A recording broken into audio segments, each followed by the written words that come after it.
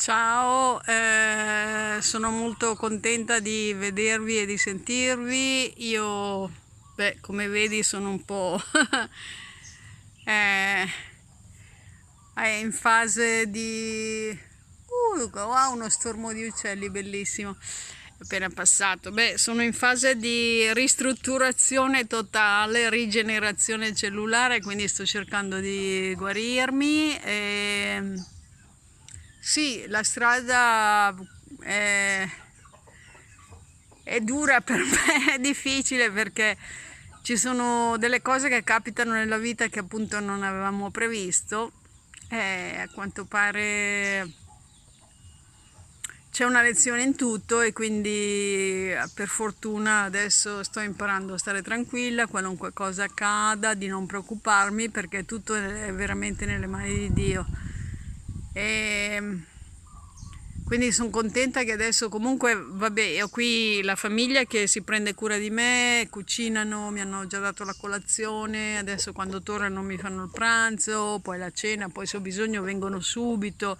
Quindi grazie a Dio sono con queste persone bravissime, alle quali voglio molto bene, anche le persone dove ero prima mi ero affezionata tantissimo era il centro cristiano che poi mi hanno trasferito, non ho capito bene se mi hanno trasferito perché sono gay o che cosa, però vabbè, ma io mi sono affezionata tantissimo, prima vivevo sono stata 8 mesi, forse 9 mesi con loro.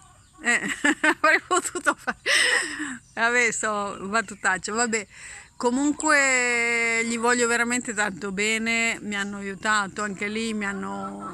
C'è la mia amica Ciompa che veniva adesso un po' che non la vedo. Comunque veniva, mi faceva i massaggi. E mi faceva i massaggi anche quasi tutti i giorni quando ero lì, subito dopo l'ospedale. Davvero mi ha aiutato tanto con il corpo. E adesso ho qui la famiglia ecco, la mia nuova famiglia, anche se non sono umani, però sono molto carini. Ecco, questo per farvi capire che non sono mai sola, che c'è sempre vita intorno a me, in ogni modo. E stavo dicendo che sì, molto molto affezionata anche alla dove stavo prima, che si chiama Prayer House a Siem Reap, e dove pregavamo insieme, abbiamo cantato. Io ormai ho pregato con tutti, sono stata con i musulmani, gli induisti, i buddisti, gli shintoisti, shintoisti in Giappone, taoisti, buddisti, oh mamma mia, taoisti, buddisti perché sono un po' metà e metà in Thailandia. In Thailandia ho vissuto con dei thailandesi per un po' e quindi ho partecipato alle loro funzioni, ai loro riti, anche lì si cantava, insomma ho pregato tutti gli dei dell'universo e adesso mi trovo qui così, non so se perché gli dei mi amano talmente tanto che volevano insegnarmi qualcosa di radicale che si può imparare solo fermandosi. E perché comunque nella vita si è sempre impegnati a fare qualcosa. Anch'io prima dove vivevo nel mio appartamentino avevo i miei progettini al computer, ero sempre impegnata a fare qualcosa, no?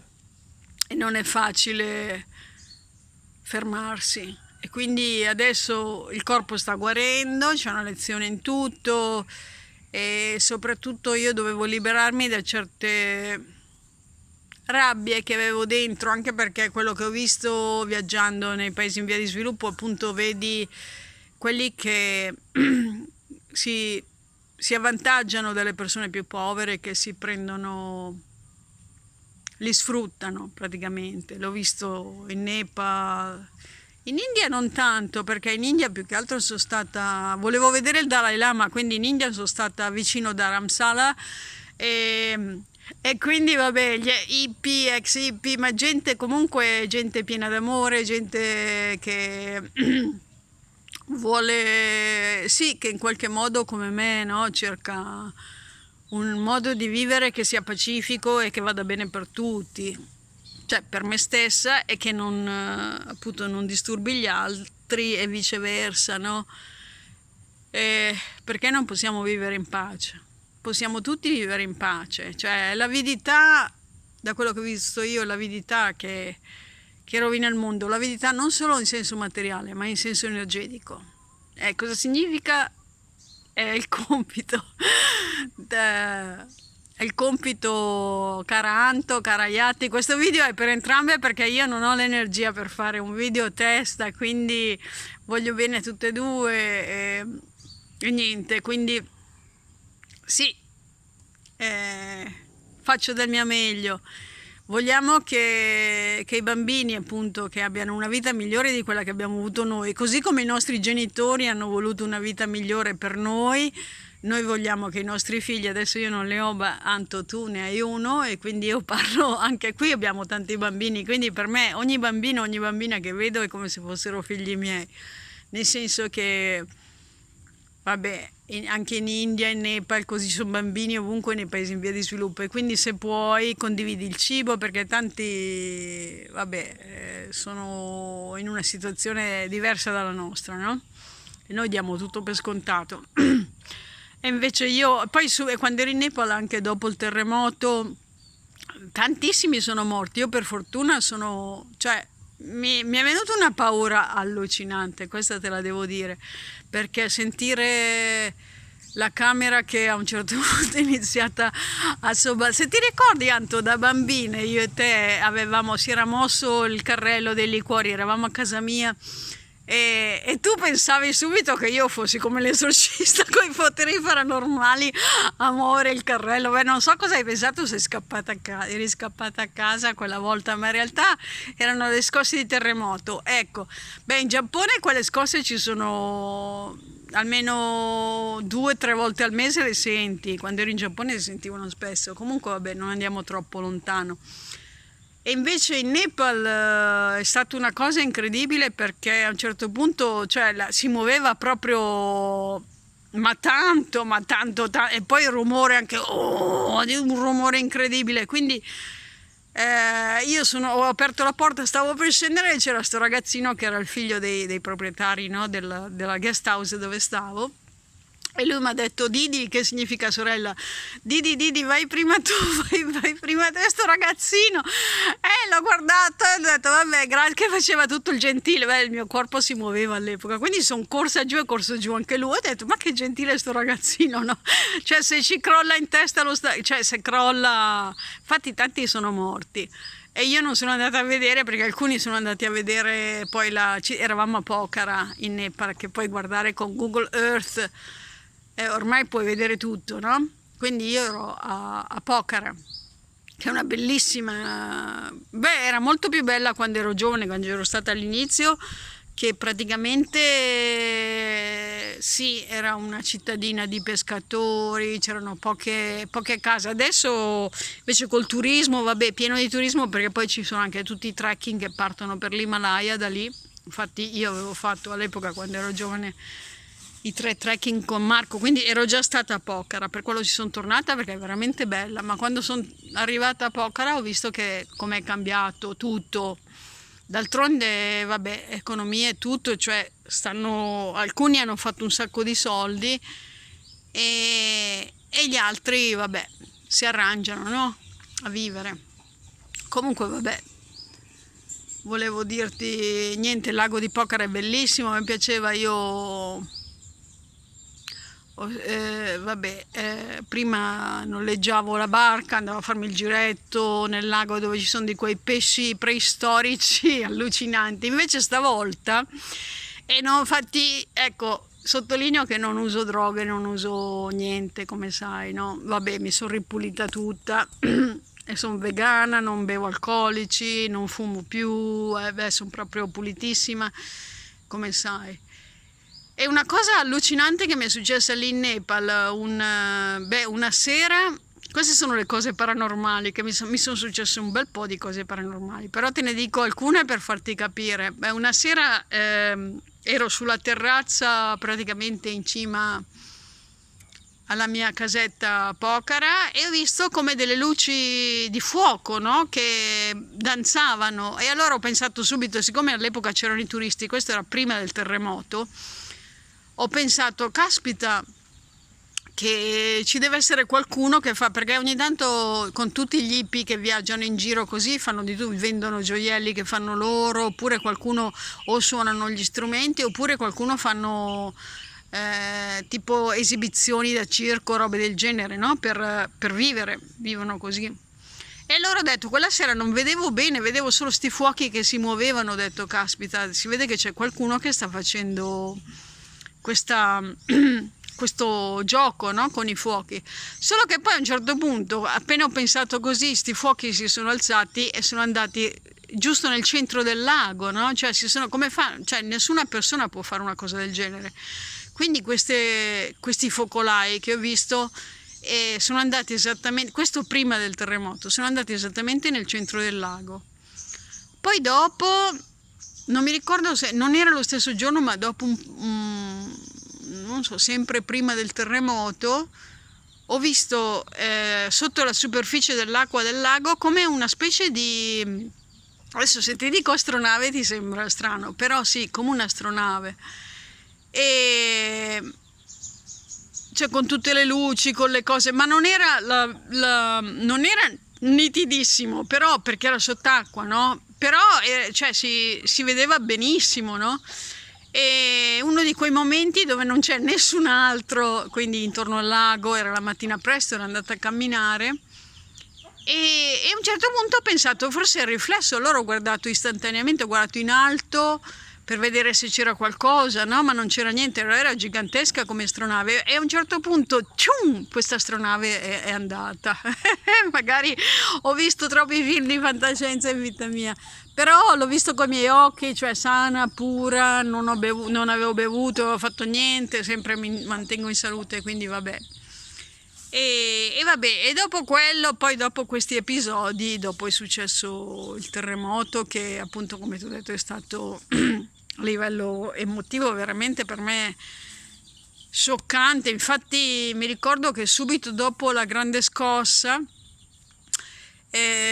la prima persona che ho visto, che era un tipo che stava nella mia stessa guest house, che non avevamo neanche, cioè ogni tanto ciao come stai, ciao ciao, cioè tutto lì, no?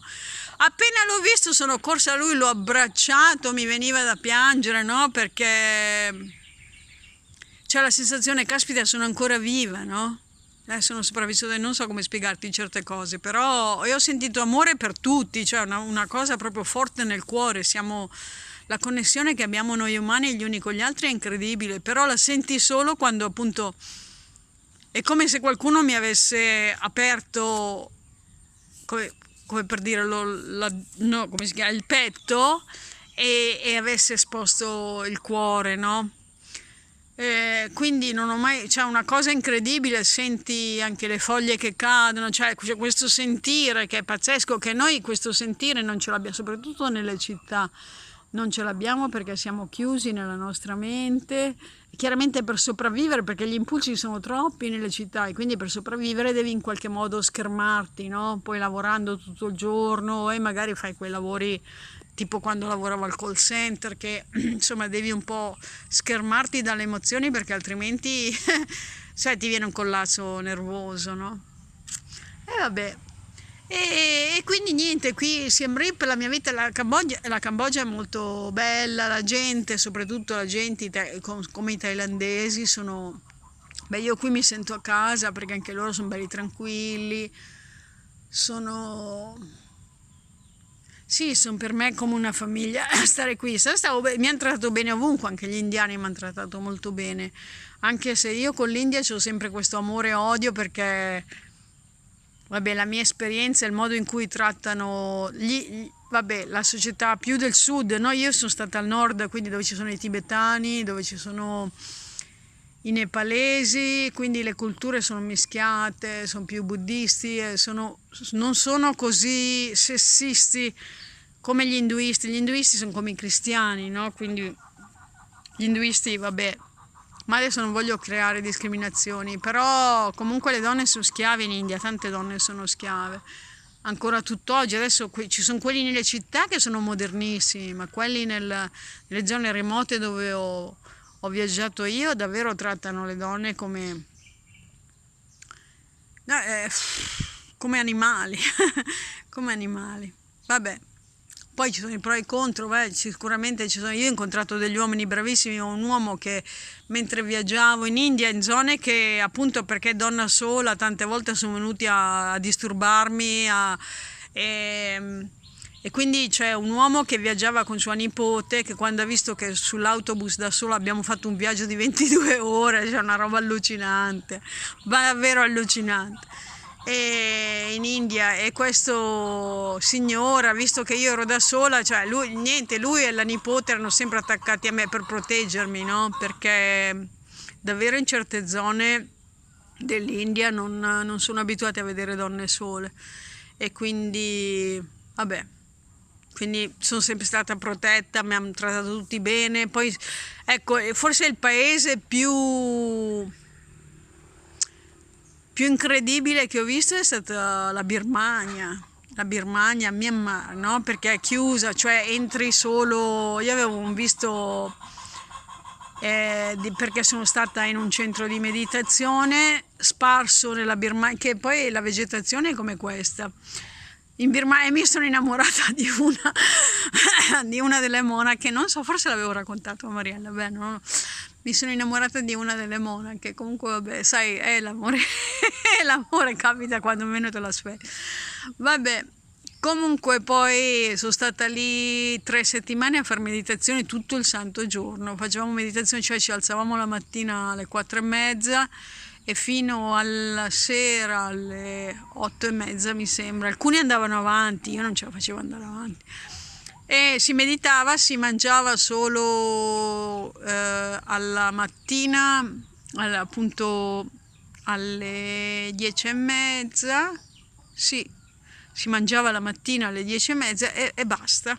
E poi sì, vabbè, al limite potevamo bere, e per qualcuno c'erano anche dei succhi di frutta se qualcuno si sentiva male, perché c'erano persone che magari hanno diabete o hanno problemi di salute. Tante persone andavano a meditare in quel centro, quindi io ho incontrato una ragazza irlandese e poi c'erano dei ragazzi, non so se tedeschi, adesso non mi ricordo, sì, mi sembra tedeschi, che poi sono tornati con me, perché io a un certo punto poi mi ero innamorata di sta tipa e non riuscivo più a meditare, cioè ogni volta che chiudevo gli occhi io vedevo lei, no? E ho detto, caspita, qui la meditazione sta diventando un incubo, e non ce la facevo più, e dentro avevo tutte queste emozioni forti, non riuscivo più a gestirle. Lì non puoi parlare, cioè vivi chiusa quando poi vai, c'è la tua stanza così, non si parla. Nei monasteri di meditazione non si parla mai, se si parla sempre così. La monaca ha detto, se ti senti meglio dopo, cioè tutto sottovoce. Poi Mariella lo sa, perché vabbè, lei, non so se sei stata in un ashram, Mariella, comunque vabbè, i centri di meditazione, poi dove ero io c'erano i monaci, quelli veri, sono monaci e monache che praticano l'ascetismo, e quindi sono stata con gli asceti, perché sono un po' un asceta anch'io rispetto agli occidentali, anche se per me il cibo è una cosa, vabbè, a me piace mangiare, piace cucinare, insomma, piacciono le cose buone della vita. Ma in effetti devo dire che con quella meditazione, si chiama Vipassana, mi ha aiutato tantissimo a controllare lo stress, cioè mi ha insegnato a stare tranquilla. Infatti ancora oggi, se ho paura, se mi vengono fobie o che cosa, praticamente ti devi concentrare sull'addome, quello che mi hanno insegnato, e poi inspiri, l'addome si espande, espiri, l'addome si contrae automaticamente, e devi stare sempre con gli occhi chiusi, sempre concentrata su questo, fino a quando poi succedono cose, poi ti vengono visioni, cioè ti vengono sensazioni, non devi mai seguirle, non devi ascoltare le voci nella testa, non devi, perché sono cose che praticamente è come se il cervello si scaricasse delle cose. È come svuotare il cestino, come nel computer che c'è, svuota il cestino, è come svuotare il cestino, quindi certe cose tornano in testa e non devi seguirle, altrimenti impazzisci, perché ci sono tante cose che sono dell'immaginazione, che appartengono alla sfera dell'immaginazione o del subconscio, e quindi noi, cioè, tante cose non le sappiamo, no? Come quando sogni, poi la mattina ti svegli e non ti ricordi niente, invece quando mediti, ecco, tutto quello che è successo a livello subconscio viene regurgitato, diciamo, e quindi ti pulisce la mente, ti crea chiarezza. E io ho fatto tante di queste pratiche spirituali, infatti anche a Siem Reap, anche se vivevo da sola, facevo le mie belle, ormai, cioè la mattina un po' di yoga che mi aveva insegnato Mariella, soprattutto perché è molto umido, quindi per lo stretching così, poi stamattina ho sempre mangiato molto bene, stavo attentissima, e meditazione eccetera. Quindi certo, quando mi è successa sta cosa, la mia prima domanda è stata: ma ho fatto tutto come dovevo, perché mi è successa sta cosa, no? Cioè, sono stata attenta e pregavo, ho sempre pregato, e ho sempre cercato di comportarmi bene con tutti, però avevo dell'odio e del rancore, ti ho detto, dentro, rispetto a quelle persone che appunto si approfittano dei più vulnerabili, no? Che purtroppo li ho visti con i miei occhi. E invece adesso qui, anche pregando, vabbè, sto imparando che dobbiamo avere compassione di queste persone, perché non vivranno a lungo qui, e soprattutto nel 2020. Quindi questa è la premonizione che vi faccio: preparatevi e non preoccupatevi, perché anche il coronavirus non è cioè non è per caso, non arriva per caso, c'è una grande pulizia, così come io ho purificato il mio corpo, anche la terra si sta purificando da tante impurità, diciamo, chiamiamole impurità, perché ecco, noi esseri umani siamo parte della natura, non siamo diversi quindi senza la natura non vive nessuno, e quindi, e questo mi accorgo, cioè l'acqua che beviamo, anche in India, ci si fermava, si beve, c'erano praticamente i pozzi dove prendi l'acqua e la bevi. Anch'io l'ho bevuta così, non mi sono mai ammalata, no? Perché vabbè, il sistema immunitario si abitua, guarda, anche i cani bevono dappertutto, non è che si ammalano come noi. Noi purtroppo con tutti i detergenti, i detersivi, queste cose, abbiamo creato un problema allucinante vabbè, adesso non devo star qui a dirvelo, lo sapete meglio di me. E quindi una volta purificati si entra a contatto con tutto, è vivo, gli alberi sono vivi, la terra è viva, la terra brulica di esseri viventi, quindi facendo quello che abbiamo fatto non solo noi occidentali, un po' tutti, anche le monoculture eccetera, uccidendo tutto. Io poi quando ero in Africa ho visto come spruzzavano i pesticidi, DDT eccetera, e lì vabbè c'erano posti dove morivano tutti, perché non gliene frega niente a nessuno, nel senso che in quei posti lì, soprattutto le grandi compagnie che sono interessate ai soldi, e non importa nulla, per loro guardano solo il profitto, vedono solo numeri, non sono collegati con le loro emozioni. Quindi Dio mi ha detto, perché io li odiavo, cioè io ho detto, io prima devo distruggerli, cioè prima di lasciare questa vita io devo distruggere questo sistema, distruggere nel senso che devo creare qualcosa di positivo, no? Infatti come la permacultura, cioè allontanarsi da quello che è questo vampiro energetico, perché poi anche le persone nel sistema sociale che abbiamo fatto il nostro meglio, però nel sistema sociale dove siamo noi, che è competitivo, nella competizione si perde sempre, anche chi vince perde, perché noi siamo, cioè tutto in natura è collaborativo, per cui non ha senso competere. Questo è quello che ho imparato. E tutto è collaborativo, e adesso guarda me in queste condizioni, cioè senza l'aiuto di queste persone io sarei morta, ma non solo le persone, anche le piante che mi danno da mangiare, l'aria che mi dà l'ossigeno, il sole che mi dà energia, cioè tutto è perfetto, e quindi noi dobbiamo collaborare con la natura, non distaccarci, e quindi è stato come un incubo dell'ego quello che abbiamo fatto, no? La civiltà sviluppata nel modo in cui noi l'abbiamo sviluppata, È stato un po' come un delirio dell'ego che voglio essere importante, faccio la macchina, oh guarda guido l'aereo, oh guarda faccio, oh guarda guardami, guardami, no?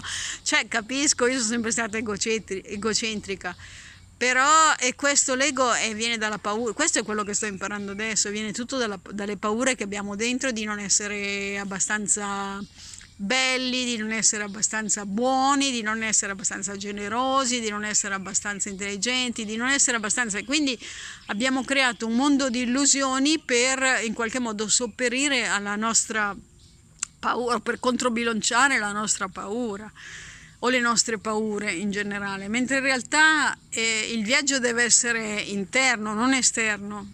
Cioè il viaggio esterno è bello, ma il viaggio reale è quello interno, è quello dentro di noi, perché dentro di noi siamo tutti figli di Dio, nel senso che tutto è divino, tutto ciò che esiste è divino, ogni singolo essere umano è divino. Poi sta a noi scegliere, con il libero arbitrio sta a noi scegliere, capire, eccetera, però è chiaro che essendo tutto perfetto nella creazione divina, anche le persone che sbagliano, sbagliano per poi correggersi, come ho sbagliato io, abbiamo sbagliato tutti, ci sbagliamo per poi correggerci e capire cosa sono le cose che ci fanno star bene, le cose che ci fanno felici, le cose che ci fanno evolvere come esseri umani migliori. Forse questo avrei dovuto mandare l'articolo a quel cretino del giornale, vabbè, e niente, vedi, l'ho chiamato cretino ancora una volta, ma amorevolmente cretino, perché vabbè, lasciamo perdere. Comunque, niente, quindi è chiaro che c'è questa specie di battaglia, no, tra coloro che sono pro-evolutivi, quindi per l'evoluzione, e gli involutivi, quelli che non vogliono evolversi perché credendo nella gerarchia, pensano nel loro cervello, pensano di avere un ruolo superiore, no, nella società, di essere importanti, perché si sentono molto piccoli dentro. Stavo dicendo delle merde, ma sarebbe inappropriato, spiritualmente parlando, però si sentono dentro molto piccoli e inutili. E quindi l'unica cosa che può dargli valore è questa fittizia società, quindi un senso, l'ego, no? La fama, avere tanti soldi, andare in giro col macchinone, questa è l'unica cosa che... E poi comprare, perché comprano le persone chiaramente, e ne ho visti tanti qui che comprano che comprano, parlo di prostituzione, no? Comprare l'amore o comprare l'energia, che non è tanto amore, è comprare l'energia altrui, perché nel momento in cui presti attenzione a una persona gli dai energia, e quindi noi siamo fatti di energia. Questo anche adesso gli scienziati lo stanno vedendo, quindi sta arrivando qualcuno. Il mio monologo è durato anche troppo. Ciao, vabbè, comunque sono contenta di parlare inglese, perché con l'inglese riusciamo a comunicare, con l'inglese riusciamo a comunicare tutti, ed è una lingua che ci avvicina gli uni con gli altri. Cioè io posso parlare con tutto il mondo in inglese, anche magari un inglese facile, 2 parole, però ormai le lingue nel mondo globale dove siamo adesso, le lingue, l'italiano, il francese, il tedesco, cioè sono bellissime lingue, ma sono come dialetti nel mondo globale. Quindi ormai la lingua generale è l'inglese, per cui chi parla inglese parla col mondo intero. e ci sono dei film, dei documentari che ho visto bellissimi, anche di scienziati di fisica quantica. Ecco, Mariella, di a Filippo di guardarsi What's Reality, che cos'è la realtà, fatto dagli scienziati quantici, che è veramente straordinario, bellissimo, che spiega come funziona il cervello, come creiamo la nostra realtà, perché noi praticamente influenziamo il nostro ambiente, per cui è chiaro che nella civiltà moderna avendo avuto un certo tipo di struttura dalla scuola fino al mondo lavorativo che ci fa credere, cioè pensa al lavaggio del cervello che riceviamo quotidianamente, che praticamente subentra nel subconscio, viene registrato nel subconscio, e sono tutte paure, paura dell'altro, paura cioè, come dicono in Italia, no? Paura degli stranieri, paura di questo, paura di quello, oh, ci rubano il lavoro. Non è vero niente, perché siamo creatori, noi creiamo la nostra realtà. E quindi se scopriamo l'amore dentro di noi, praticamente creiamo il paradiso. Se scopriamo l'odio dentro di noi, creiamo l'inferno.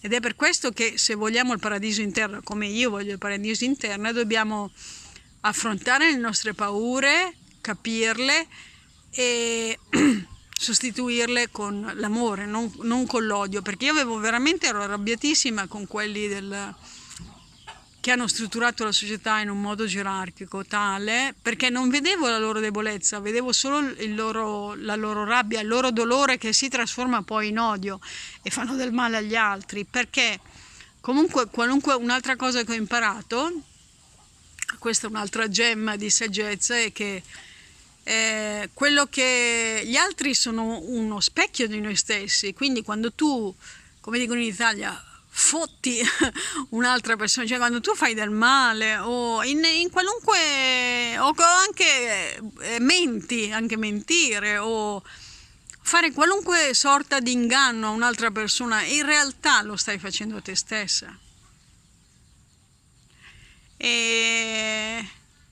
E qualunque cosa, e vabbè, quindi è come Anto, ti ricordi quando eravamo bambine che andavamo alle giostre e c'era, non so se ti lo ricordi, forse ero ancora più piccola, però c'era, mi ricordo, il labirinto degli specchi, no? Il labirinto degli specchi, dove praticamente entri dentro e poi ci sono gli specchi con le immagini distorte dove sembri grassa oppure sembri lunghissima.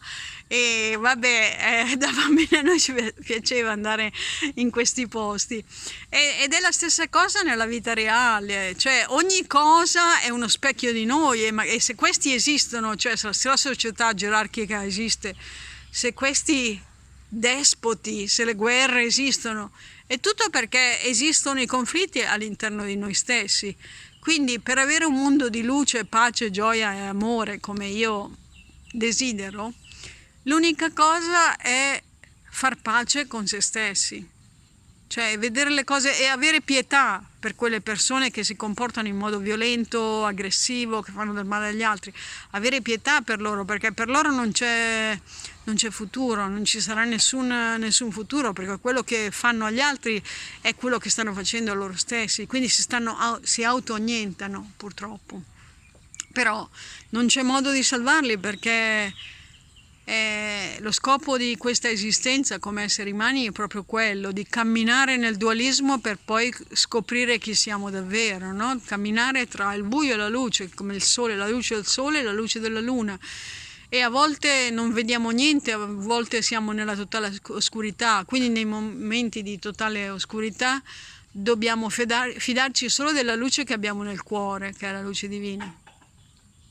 Vabbè, e queste sono tante le cose a cui penso quando sono qui. Comunque a me la morte non fa più paura, nel senso che qualunque cosa accada, so che poi ci trasferiamo, c'è la vita oltre la morte, ma oltre a quello, quindi è soltanto questa esperienza corporale limitata.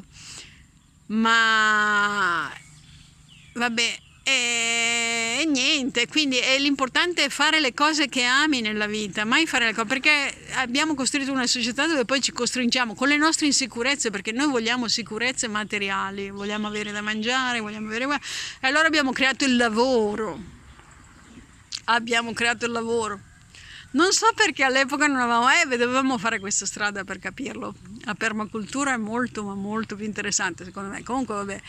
E niente, quindi ci siamo inschiavizzati, non so se si può dire questa parola, però ci siamo resi schiavi automaticamente, perché col nostro desiderio abbiamo creato questa società, e quindi vabbè, adesso è il momento di svegliarsi, perché il 2020 è l'anno, mi ha detto una degli evangelisti che mi ha anche esorcizzato lì alla Prayer House dove stavo prima, mi ha detto che il 2020 è l'anno della visione perfetta.